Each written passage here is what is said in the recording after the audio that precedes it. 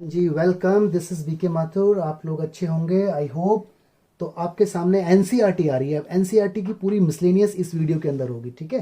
तो देखिए आपको ऊपर इधर दिख रहा है, मैंने स्क्रीनशॉट लगाया हुआ है मिसलेनियस का फर्स्ट क्वेश्चन। पहले क्वेश्चन को बड़े आराम से पढ़ें, उसके बाद मूव ऑन करें। क्वेश्चन में देखिए आपके सामने लिखा हुआ है कि F x is equal to something, है ना, दिया हुआ है आपको, और G X is equal to something आपको दिया हुआ है कंडीशन के साथ, like F x is equal to x square अगर एक्स की वैल्यू 0 और 3 के बीच में हो, और 3x अगर एक्स की वैल्यू 3 और 10 के बीच में हो, ठीक है। तो देखो ऊपर वाली कंडीशन को देखते हुए मैंने रिलेशन को रोस्टर फॉर्म के अंदर कन्वर्ट किया। हाउ? देखो एक्स स्क्वायर के आगे ना एक्स की वैल्यू 0 और 3 है, ऊपर आपको दिख रही होगी। तो मैंने क्या किया, एक्स की जगह डाला 0, तो मेरा 0 आंसर आया एक्स स्क्वायर में डालने के बाद। एक्स की जगह डाला 1, तो मेरा 1 आंसर आया। एक्स की जगह डाला 2, तो मेरा 4 आंसर आया। एक्स की जगह डाला मैंने 3, तो मेरा 9 आंसर आया। ये वाला स्लॉट खत्म। अब नीचे देखो 3x है और एक्स की वैल्यू 3 और 10 के बीच में है। एक्स की जगह डाला मैंने 3, तो मेरा 9 आंसर आया। लेकिन देखो ये पेयर तो सेम हो गया, 3 9 3 9। और आपको मालूम है कि किसी भी सेट के अंदर, अब ये सेट है ना, देखो ये सेट बन गया, सेट के अंदर दो सेम पेयर अलाउ नहीं होते, तो मैं इसको हटा दूंगा। मतलब I can't right two identical element in a set, तो मैं दो आइडेंटिकल एलिमेंट नहीं लिख सकता। तो ये 3 9 मैंने लिख दिया, तो वो वाला भी इसी में काउंट हो गया, बट वो शो नहीं होगा, हो ही नहीं सकता क्योंकि सेट में रिपीट नहीं करते, ठीक है। तो दिस इज ओरिजिनल। फिर डाला मैंने 4, 12 आया, 5 डालने पर 15, 6 पे 18, इस तरह से आते गए। अब मुझे बताना है क्या ये फंक्शन है या नहीं। तो ध्यान से देखो, ये मेरा सॉल्व करने के बाद ये रिजल्ट है। ध्यान से देखो, इसमें कोई भी जो प्री इमेज है, क्या उसकी डबल इमेज है, कोई डबल लिंक है? 0 का लिंक सिर्फ 0 से है और किसी से नहीं है। 1 का लिंक 1 से है और किसी से नहीं है। 2 का लिंक 4 से और किसी से नहीं है। 3 का लिंक 9 से है और किसी से नहीं है। अब आप सोच रहे होंगे सर यहाँ भी तो था। अरे वो मैंने जानबूझ के लिखा था दिखाने के लिए कि 2 थे, बट लिखूंगा तो एक ही, तो ओरिजिनली तो ये एक ही माना जाएगा। तो 3 का लिंक 9 से, यानी किसी का लिंक डबल नहीं है ना। तो मैं यहाँ पे लिखूंगा every pre image is having unique images under F, ऐसे करके लिखते हैं, अंडर एफ एक्स। इसका मतलब एफ एक्स इज फंक्शन, ये हमारा फंक्शन है, ठीक है गाइस। तो ये फंक्शन है, यस। अब देखो अगला जी एक्स वाला, ऊपर देखो आपको दिख रहा है एक्स स्क्वायर में 0 और 2 के बीच की सारी वैल्यूज भर दो। 0 डालने पे 0, 1 डालने पे 1, 2 डालने पर 4, ये हो गया ओपन, खत्म हो गया। नीचे देखो 2 से लेकर 10 तक भरना है 3x में।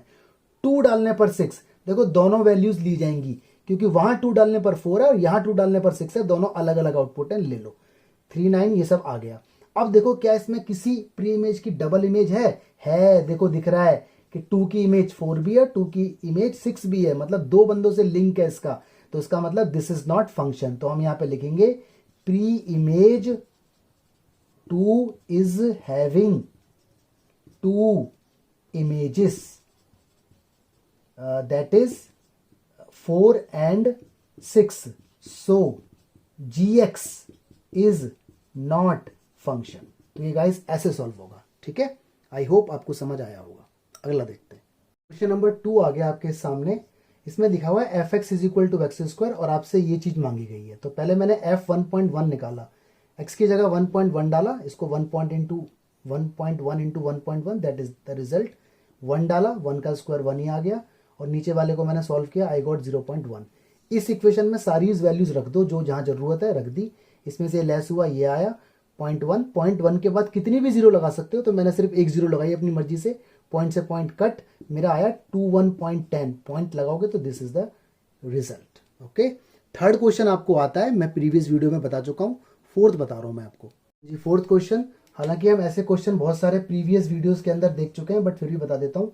डोमेन निकालना है, तो डोमेन के लिए आपको मालूम है अंडर रूट के अंदर वाली चीज ग्रेटर देन इक्वल टू 0 होगी, x greater than equal to 1, x की वैल्यू 1 से बड़ी, कितनी बड़ी, प्लस इन्फिनिटी तक।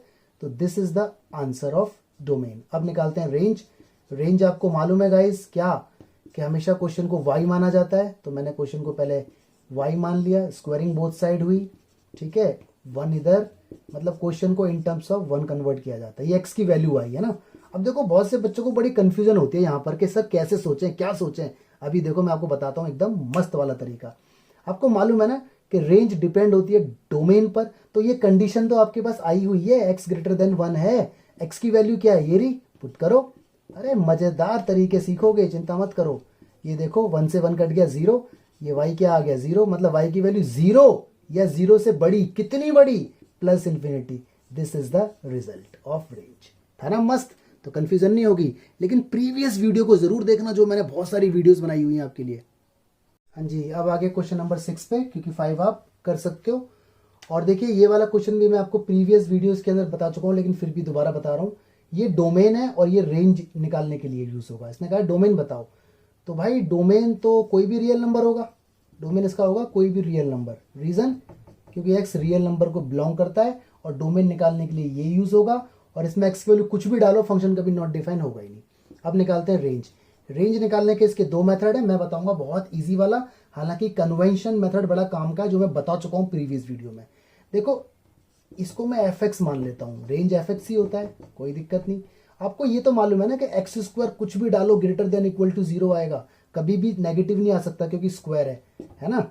और 1 प्लस एक्स स्क्वायर जो भी होगा वो ग्रेटर देन होगा एक्स स्क्वायर से, इक्वल नहीं होगा ग्रेटर देन, क्योंकि इसके अंदर 1 और ऐड हो गया तो ये बड़ा ही होगा इससे। इन दोनों को मिलाते हुए मैं इस बात को ऐसे लिख दूं, दिस दिस और दिस, ऐसे करके मैंने इसको लिखा, ठीक है। इन दोनों को मैंने ज्वाइन किया। अब देखो ये ओरिजिनल है, इसके नीचे 1 प्लस एक्स स्क्वायर चाहिए, तो मैंने क्या किया, डिवाइड कर दिया, dividing by 1 plus x square. तो ये 0 हो गया डिवाइड होने के बाद भी, ये ऐसे कुछ आ गया, ये आपका 1 हो गया क्योंकि ये कट जाएगा, ये 0, ये आपका एफ एक्स हो गया। अरे इसी को तो एफ एक्स बोला गया था भाई, ये 1 है, मतलब फंक्शन की वैल्यू 0 और 1 के बीच में, ये इंक्लूड है ये एक्सक्लूड है, दिस इज आर रेंज, ठीक है। तो ये भी एक मेथड है, बाकी कन्वेंशनल आपको आता है। 7 क्वेश्चन पर आ गए। ये दिया हुआ है f comma g such that r goes to r, इसका मतलब डोमेन और इसका मतलब कोडोमेन, ठीक है। ये हमारा एफ एक्स है, ये हमारा जी एक्स है, हमसे एफ प्लस जी मांगा है। एफ प्लस जी का मतलब एफ एक्स और जी एक्स को जोड़ लो, तो एफ एक्स कितना है, एक्स प्लस 1 ब्रैकेट लगाओ प्लस 2x माइनस 3, और रिजल्ट देखो आपके सामने, x और 2x कितना हो गया 3x, माइनस 3 प्लस 1 कितना हो गया -2, ठीक है। बाकी ये आप कर सकते हो। क्वेश्चन नंबर 8 आपको ऊपर दिख रहा है, मैंने स्क्रीनशॉट लगाया हुआ है। लीनियर इक्वेशन मांगी है इसने और ए और बी की वैल्यू। देखो लीनियर इक्वेशन की जब भी बात होगी तो y is equal to A X plus B बोलो या y is equal to M X plus C बोलो, एक ही बात है। लीनियर इक्वेशन का मतलब है x की पावर 1 और y की पावर 1, ठीक है। तो ये सेटिस्फाई कर रही है। ए और बी इसने मांगा हुआ है। मैं हमेशा y is equal to M X plus C बोलता हूँ, इसमें मैंने y is equal to X plus B इसलिए बोला क्योंकि इसने खुद बोला हुआ है, ठीक है। आगे देखो f आपको पेयर दिए हुए हैं 1 1 2 3 0 -1 -1 -3, तो इसमें से कोई सा भी पेयर उठा लो, आंसर आपका हमेशा सेम आएगा। तो मैं उठाऊंगा इजी वाले, तो एट मैंने उठाया 1 1, देख रहे हो पहली वाली वैल्यू x की होती है, बाद वाली वैल्यू y की होती है। इसको इसके अंदर पुट कर दो, y की जगह 1, a x की जगह 1 प्लस b, तो 1 is equal to a plus b, ठीक है। Equation number 2। अब उठाओ दूसरा पेयर, कोई सा भी उठाओ जो आपको ईजी लगे। मेरे को तो 0 -1 अच्छा लग रहा है, तो आपने देखा x की वैल्यू इसके अंदर 0 है और y की वैल्यू कितनी है -1। फिर पुट करो इसे कहाँ, इक्वेशन 1 में ही पुट करनी है बार बार, y की जगह -1, a x की जगह 0 प्लस b, तो ये -1 इज इक्वल टू b, क्योंकि ये तो खत्म हो गया। b की वैल्यू आ गई, b की वैल्यू आते ही सेकंड में डाल दो, 1 a, b की जगह -1, 1 इधर ले आओ, देखो a की वैल्यू 2 आ गई, a की वैल्यू आ गई, बस बल्ले बल्ले हो गई। y इज इक्वल टू कितना है, ax प्लस b, इसमें आप a डाल दो 2, x as it is, b डाल दो -1, this is the answer. Answer तो हालांकि इसने यही मांगा था, लेकिन आगे बोल सकता था कि लीनियर इक्वेशन बताओ, तो आप यहां तक इसे करते। ओके 9 देखते हैं। तो 9 के अंदर आपको कुछ रिलेशन दिया हुआ है और इसने बोला है n to n। n to n का मतलब जो इसने ऊपर आपको दिख रहा होगा n to n, इसका मतलब नेचुरल नंबर से नेचुरल नंबर की बात होगी, डोमेन और ये कोडोमेन। रेंज इसके अंदर ही होती है, ठीक है, जिससे लिंक बनता है, मैंने आपको बताई थी। तो पहला जो इसने कहा है वो कहा है कि क्या ए जो ए है क्या वो रिलेशन को फॉलो करेगा, और कंडीशन दी है a is equal to B square, हमें इसके ऊपर खेलना है। तो कोई भी नेचुरल नंबर लो, ये r मतलब रिलेशन, जो हमें रिलेशन है, रिलेशन ये वाला है, मतलब a is equal to B square होना चाहिए। तो पहले में दिया हुआ है ए, एक्चुअली ये 12th क्लास का टॉपिक है, 12th क्लास के अंदर आएगा रिफ्लेक्सिव, सिमेट्रिक और ट्रांजिटिव, वहां से उठा के थोड़ी सी कंडीशन आपको यहाँ दी हुई है। सपोज करो मैंने यहाँ पे 2 उठाया, 1 को छोड़ दो, हालांकि चलो आप 1 उठा लो। सपोज करो मैंने यहाँ पर a की वैल्यू ले ली 1, तो रिलेशन देखो ये रहा मेरा रिलेशन, क्या है यहाँ पर रिलेशन ये है, A is equal to A square, B square नहीं ए स्क्वायर, क्योंकि बात हो रही है ए की। तो 1 डालो जरा, तो 1 इज इक्वल टू 1, अच्छी बात है। अब मैंने सपोज करो एक वैल्यू ली 2, रिलेशन मेरा क्या है, A is equal to A square, 2 डालो इसमें, 2 यहाँ हो जाएगा 4, 2 इज इक्वल टू 4, ये तो है ही नहीं। इसका मतलब 1 के लिए तो सेटिस्फाइड है, बाकी सबके लिए नहीं है, तो सबके लिए होनी चाहिए ना, तो इसका मतलब ए कॉमा ए रिलेशन के अंदर नहीं होगा। ठीक है, सेकंड पार्ट इसका, ये तो फर्स्ट था। सेकंड है ए कॉमा बी अगर रिलेशन में है इंप्लाइज, तो क्या बी कॉमा ए रिलेशन में होगा, ऐसा होगा। तो पहली कंडीशन तो आप सोच समझ के ट्रू मानो। ठीक है, तो मैं यहां पे ए ले लेता हूं 4 और बी ले लेता हूं 2, ऐसी कंडीशन लो जो उसको सेटिस्फाई करे। पहली कंडीशन हमेशा ऐसी मानो। तो देखो रिलेशन मेरा क्या है, A is equal to B square, ठीक है जी। मैंने इसके अंदर रखा ए की वैल्यू 4, ठीक है, बी की वैल्यू 4, इक्वल है, ठीक है, मजा आ गया। यानी ए कॉमा बी तो अवेलेबल है। अब उल्टा करो, यानी जो ए की वैल्यू है उसे 2 मानो और जो बी की वैल्यू है उसे 4 मानो। रिलेशन मेरा क्या है, ए बराबर बी स्क्वायर, ये मुझे दिया हुआ है, मुझे सोचना नहीं है, क्वेश्चन में दिया हुआ है, ये ऊपर देखो लिखा हुआ है। ए की जगह भरो इसमें कितना 2 और बी की जगह भरो इसमें 4, तो 16 आ गया, ये तो बराबर नहीं है। इसका मतलब ए कॉमा बी रिलेशन में है, implies B comma a relation में नहीं होगा, तो दिस इज ऑल्सो नो। इसका भी आंसर नो, इसका भी आंसर नो। तीसरा देखो, तीसरा कहा है इसने ए कॉमा बी रिलेशन में है और बी कॉमा सी रिलेशन में है, इंप्लाइज तो क्या ए कॉमा सी रिलेशन में होगा। तो पहले तो आप पहली कंडीशन तो सोच पाओगे, दूसरी सोच ही नहीं पाओगे। जब दूसरी कंडीशन ही नहीं सोच पाओगे एग्जाम्पल के थ्रू, तो तीसरी की तो बात ही नहीं होगी, तो इसका आंसर भी नो होगा। ठीक है, लैंग्वेज में इंग्लिश में बोल के स्टेटमेंट लिख देना, this is not possible as only 1 pair is available, but this is not in exact possible, तो ऐसा यहां पर नहीं है। ठीक है जी। क्वेश्चन नंबर 10 आपके सामने ऊपर आ रहा है, स्क्रीनशॉट लगाया हुआ है। इसमें लिखा हुआ है A is equal to 1 2 3 4, B is equal to 1 5 9 11 15 16, F हमें दिए हुए हैं पेयर्स कुछ, और पूछा है कि जो एफ है क्या ये रिलेशन है, क्या ये फंक्शन है। तो याद करो पहले रिलेशन की डेफिनेशन, सबसेट होता था ए क्रॉस बी का।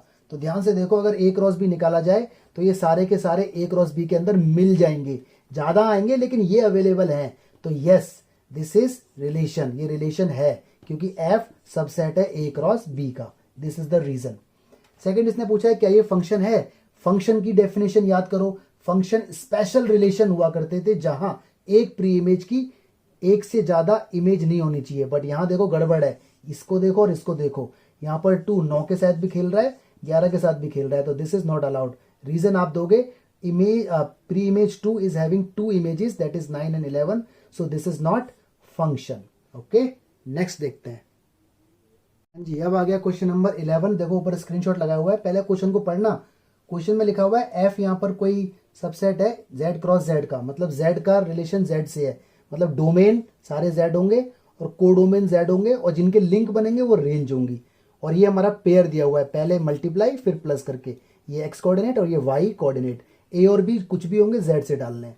तो बताना है क्या ये फंक्शन है या नहीं है। ठीक है, ये वाला। तो देखो मैंने सोल्यूशन बताने के लिए आपके लिए बनाई एक टेबल। ठीक है, ए की वैल्यू कुछ भी लो लेकिन इंटीजर होनी चाहिए, तो 0 तो इंटीजर है, तो 0 का पेयर बनाओ 1 के साथ, 0 का बनाओ 2 के साथ, 0 का बनाओ 3 के साथ।